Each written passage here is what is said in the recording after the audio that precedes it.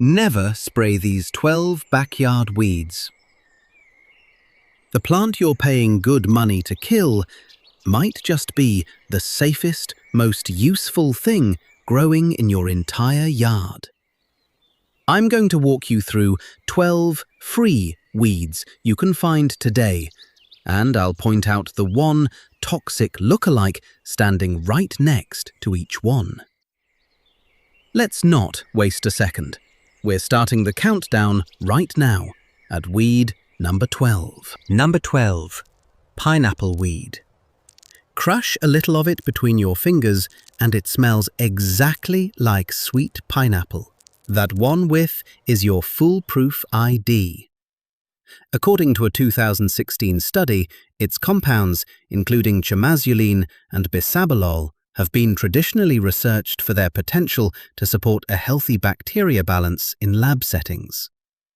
It's a close cousin of chamomile, which the ASPCA lists as non-toxic, so it's generally considered safe for dogs. Spot it by the little cone-shaped petal-free flower heads sitting low to the ground. The lookalike to leave alone is tansy. It smells like sharp camphor. Never pineapple. And wait until we reach weed number 1, because that's the one old-timers kept in their apron pocket, a folklore secret grandmothers used to call nature's bandage. Before we go any further, a quick word of garden wisdom. Always double-check a plant's ID with your local extension office before you touch or taste it, and test a tiny amount on your skin first to rule out any allergic reaction. This is good old garden wisdom, not medical advice. Go slow and let your own eyes confirm every plant. And here's a number that stops folks cold. Americans spend around $500 million a year just to kill dandelions, a plant gentle enough to toss into a salad. A neighbor of mine spent years at war with her clover, and it turned out the clover was the harmless part all along. Here's why that matters. Once you can recognize these plants, your yard stops being a chore to fight and starts being a resource. So let's reset it, one weed at a time. Number 11. Shepherd's purse. Look for the little heart-shaped, almost triangular seed pouches climbing up the stem like tiny green hearts.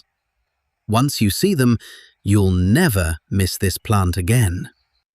According to a 2017 study, its extract has been traditionally researched for potential antibacterial properties in lab settings.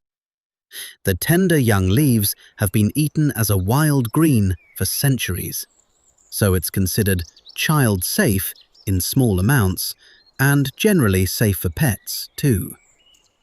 The one to avoid is groundsel.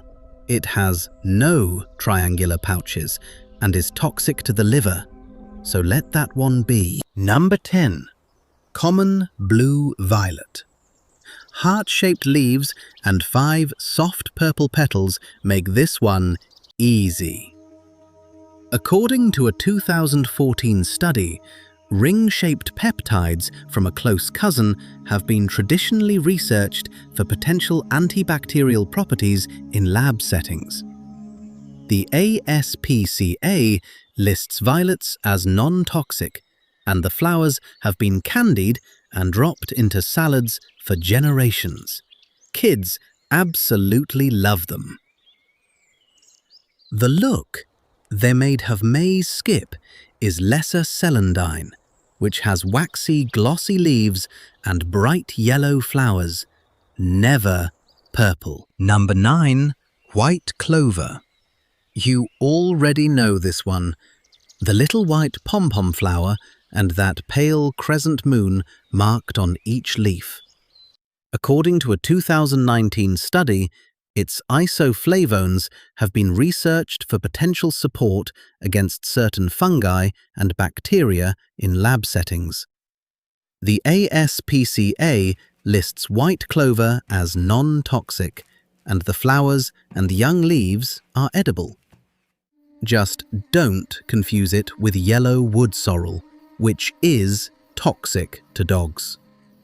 Sorrel has heart-shaped leaflets, a sharp, sour taste, and yellow flowers instead of white. Number 8.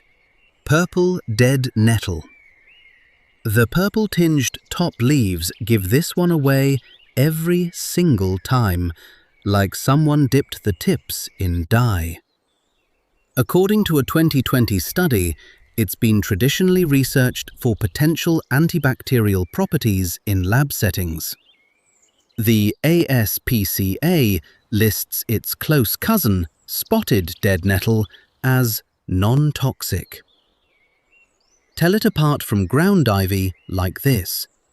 Dead nettle leaves are triangular and sit on short stalks, while ground ivies are round and kidney-shaped. Number 7. Mallow. Look for round, slightly lobed leaves and a little fruit shaped like a tiny wheel of cheese that's the giveaway. Country kids used to call cheeses. According to a 2016 study, its leaf extracts have been traditionally researched for potential antibacterial support in lab settings. The ASPCA lists mallow as non-toxic, and the soft, soothing leaves have gone into soups for generations. Don't mix it up with ground ivy. Crush ground ivy and you get a sharp, minty smell that mallow simply doesn't have. Now stay with me, because the next handful are plants I'd let a child crawl right through without a second thought. And weed number 1 is still coming. The one grandmothers reached for on every scraped knee. But first, 3 quick mistakes that trip up even experienced foragers. Mistake 1. Picking from a lawn that was sprayed less than 2 years ago. The plant may be perfectly safe, but the residue on it is not. Mistake 2. Grabbing a look-alike just because the leaves seemed similar in low light. Always check the stem, the smell, and the color of the sap. Mistake 3. Skipping the soak. Even safe plants deserve a 5 to 10 minute soak in lightly salted water to clear off dirt and tiny bugs before you use them. Don't skip it. Now back to the countdown. Number 6. Self-heal. The little meadow mender. Look for the dense purple flower spikes standing at the very tip of the stem.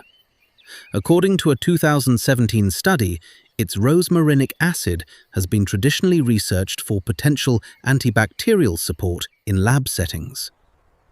People have brewed the leaves as a mild tea for generations, so it's child-safe in small amounts and generally considered safe for pets. Self-heal stands tall and upright, so skip ground ivy here that one trails low and creeps along the ground. Number 5. Purslane. Look for plump reddish stems and fat spoon-shaped leaves that feel almost succulent. According to a 2018 study, its polysaccharides have been traditionally researched for potential antibacterial properties in lab settings. The ASPCA lists purslane as non-toxic, and it's been a kitchen vegetable around the world for centuries. Here's the one that trips up beginners. Spotted spurge. Snap the stem and watch the sap. Purslane runs clear. Spurge bleeds milky white.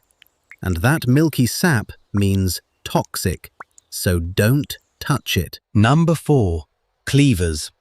The sticky one that clings to your socks like Velcro. Look for the square stem and leaves arranged in a little whirl like spokes on a wheel.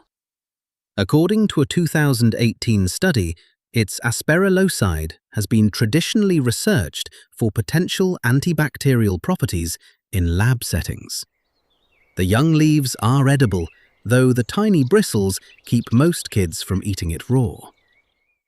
There's no real toxic twin here, just don't confuse the young seedlings with stinging nettle. Number 3. Chickweed. Look for tiny, star-shaped white flowers and one single line of fine hairs running down just one side of the stem. That one detail is your ID. According to a 2017 study, its saponins have been traditionally researched for potential antibacterial properties in lab settings. The ASPCA lists chickweed as non-toxic, and it's a classic mild salad green. Use the same milk test as purslane. Chickweed runs clear, spurge bleeds white. Number 2. Dandelion. Everybody knows the bright yellow bloom, one flower on each hollow stem with milky white sap inside. According to a 2014 study, its flower and root extracts have been traditionally researched for potential antibacterial properties in lab settings. The ASPCA lists dandelion as non-toxic, and the whole plant, root to flower, is edible. That milky sap and single hollow stem set it apart from groundsel, which is toxic to the liver. And number 1. Plantain. Not the banana. This is the broadleaf weed with 5 to 7 ribs running straight up each leaf like the strings of a tennis racket. A woman in Tennessee wrote in to say she keeps a pressed plantain leaf in a little jar on her porch all summer. Every scrape her grandkids pressed with 5 and a little Blunden. This is a plantain wrote in to say she keeps a pressed plantain leaf in a little jar on her porch. According to a 2019 study, its aucubin has been traditionally researched for its potential to disrupt bacterial biofilm in lab settings. The ASPCA lists plantain as non-toxic to dogs, cats, and horses, and the young leaves are edible. This is the one grandmothers called nature's bandage. The look-alike to avoid is hosta, which is toxic to dogs.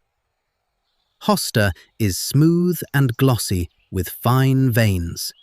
Nothing like the rough, parallel ribs of real plantain. All right, you can spot all 12 now.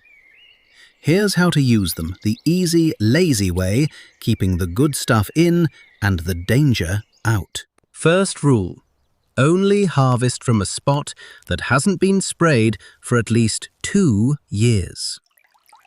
Rinse everything under running water, then soak it in lightly salted water for 5 to 10 minutes to clear off dirt and bugs. Skip anything growing right along the roadside, where heavy metals settle into the soil. And never pick a plant unless you are 100% sure what it is. Check its toxic look-alike first, every time. Then keep it simple, the way folks have for generations. Treat any edible weed like a fresh herb, not a main course. A small, well-rinsed handful is plenty. And the first time you try a new one, start with just a taste. For the skin, plantain, chickweed, and cleavers can be gently crushed and pressed onto a scrape or an itchy spot. For a mild tea, dandelion self-heal and pineapple weed steep in hot water for about 10 minutes. For the dinner plate, purslane, mallow, and clover go straight into a salad, a soup, or a quick stir-fry. No fancy gear needed, just a bowl, clean water, and your 2 hands. A quick word about the little ones, 2-legged and 4-legged. For children, keep it to about half what an adult would use, or simply use the plant on the skin. Go easy on cleavers with kids under 6. And 2 rules I will never bend. Never let a child pick and eat any plant without an adult who knows exactly what it is, and never harvest from a lawn that's been treated with chemicals. Even when the plant itself is perfectly safe, the residue is the real danger to your kids and your pets. So, let's bring it home. The yard you've been fighting was never really the problem. 12 gentle, useful plants were hiding in plain sight the whole time, each one with a single toxic twin to leave alone. And the gentlest of them all, number 1 plantain, is the one grandmothers trusted enough to call nature's bandage. Now I'd love to hear from you. Which of these 12 is already growing in your yard right now? Tell me in the comments. Happy gardening!